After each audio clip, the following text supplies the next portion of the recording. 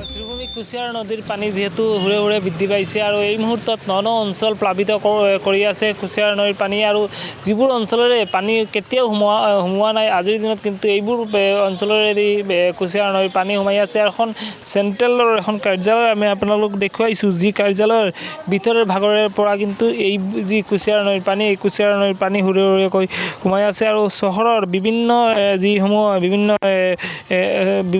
এলেকাসমূহ আছে এই এলেকাসমূহ এইবোৰ পানী সোমাই আছে। আপোনালোকক আমি দেখুৱাইছোঁ কেনেকৈ হুৰে হুৰেকৈ এইবোৰ পানী সোমাই আছে। হৈছে শ্ৰীভূমিৰ দৃশ্য আৰু যিহেতু ঘণ্টাই ঘণ্টাই বৃদ্ধি পাবলৈ ধৰি আছে যেন কুশিয়াৰ নদীৰ পানী এই কুশিয়াৰ নদীৰ পানী ইমানেই বৃদ্ধি পাইছে যাৰ কাৰণত কিন্তু এই মুহূৰ্তত এই কুশিয়াৰ নদীৰ পানী একেবাৰে চহৰৰ ভিতৰলৈ প্ৰৱেশ কৰিছে। এখন চেণ্ট্ৰেল কাৰ্যালয় আছে, এইখন কাৰ্যালয়ৰ ভিতৰ ভাগৰ পৰা কিন্তু ভিতৰেদি সোমাই আছে এই যি পানী এই পানী আৰু আপোনালোকক আমি দেখুৱাইছোঁ কেনেকৈ ভাৰত বাংলাদেশ শ্ৰীভূমি চহৰৰ ভাৰত বাংলাদেশ কুশিয়াৰ নদীৰ যি পানী এই কুশিয়াৰ নদীৰ পানী এই মুহূৰ্তত এনেদৰে সোমাই আছে আৰু সোমাই কিন্তু এই যি পানী এই পানী কিন্তু চহৰৰ ভিতৰলৈ গৈ আছে। আপোনালোকক আমি কেনেকৈ গৈ আছে আপোনালোকে দেখিব পাইছে এক ভয়ংকৰ দৃশ্য।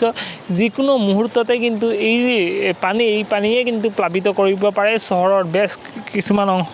আমি যোৱাকালিৰ দিনটোত আমি দেখুৱাইছিলোঁ বজাৰৰ দৃশ্য, বজাৰ একেবাৰে পানীৰ তলত যা গৈছে আৰু একেবাৰে পানী আৰু পানী হৈ গৈছে বজাৰত। আজিৰ দিনত আমি দেখুৱাইছোঁ চহৰৰ যিবোৰ ঠাইত লোকসকল বসবাস কৰে চহৰত এইবোৰ ঠাইলৈ কিন্তু এই মুহূৰ্তত পানী সোমাই আছে আৰু যিকোনো মুহূৰ্তত কিন্তু প্লাবিত কৰিব পাৰে এইবোৰ এলেকা। আৰু আপোনালোকক আমি ND24 দশলক আমি দেখুৱাইছোঁ শ্ৰীভূমি যিখন পুৰণি আমি জানো যেন জাজগুদাম বুলি কোৱা হয়, ইয়াতে আমদানি ৰপ্তানি কৰা এখন স্থান আছিলে।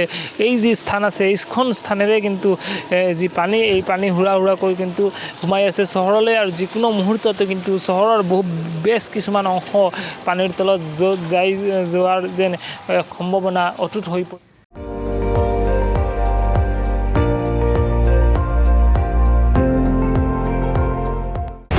আপুনি চাই আছে ND24, সৰ্বশ্ৰেষ্ঠ নহয় সৰ্বোত্তমৰ দৌৰ।